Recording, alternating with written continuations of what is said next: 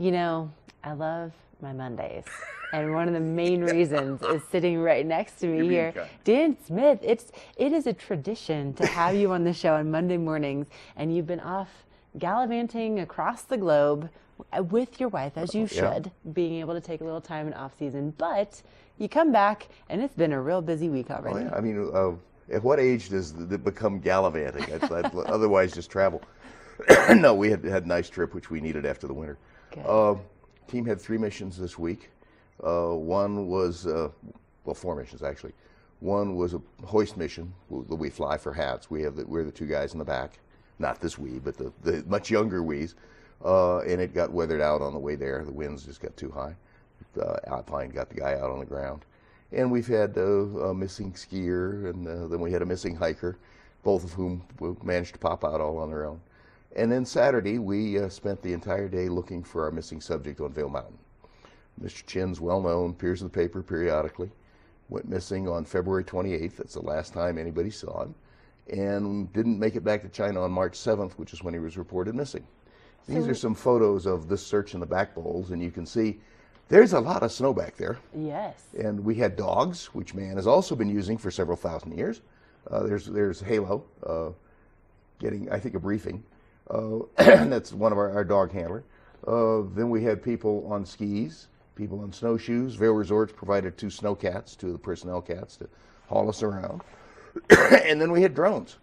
We're now just about 18 months into our drone program, and these things are marvelous. We have, in 460 acres, we took 1,000 photos, basically, that then get stitched together electronically into a 3D map.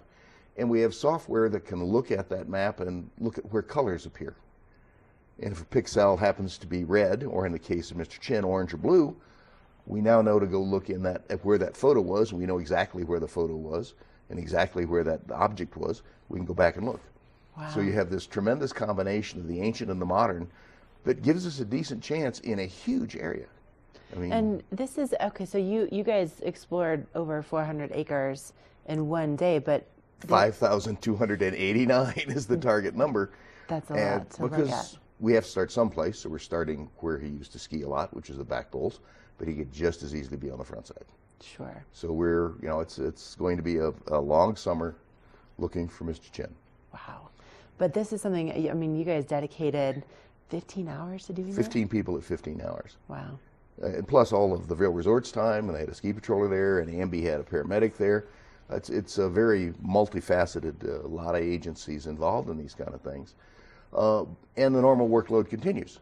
During that time period, or shortly after we got back, we had a missing hiker call. So you've got probably your 15 most committed people, because anybody's going to take a Saturday for this. Though there was a little back bowl skiing that went on, just a touch. You had to move around. It's the normal workload goes on, and in our second spot, we'll talk about what is coming up as our normal workload. Right, right. We're moving to Swiftwater. You guys don't stop working when the winter ends. No, it really, no. You switch seasons and then continue the training. It really is pretty fascinating what it is that you do to stay current. And also, just really quickly, we should probably explain, with Vail Mountain Rescue, these are all volunteers. Nobody gets paid. Nobody gets paid. And occasionally you eat some pretty lousy food, whatever you've stuffed in your pack. In my case, I eat MREs, and that really disgusts a lot of people. But they're self-eating. MREs, yeah. Hey? Meals rejected by Ethiopians, but it's meals rejected by Ethiopians. Well, there are many other things they're called. That's the polite one. Man, and this is something that you still continue from your military career. Yeah, and it's just the stuff keep them in your pack. Yeah, it's got 2 in the pack, and I'm good. Is that something you can just buy at City Market? Where do you get these things? No, I get them through the county or through the military. Oh my gosh, we keep a few cases around. Things I learn about you every time we talk. This is why I miss you. I never know these things. We still have more to talk about with Swiftwater Rescue and what's coming up for you guys this season. But right now, we're going to take a quick break, and then coming up, we have some weather and more with Dan Smith. So stay with us.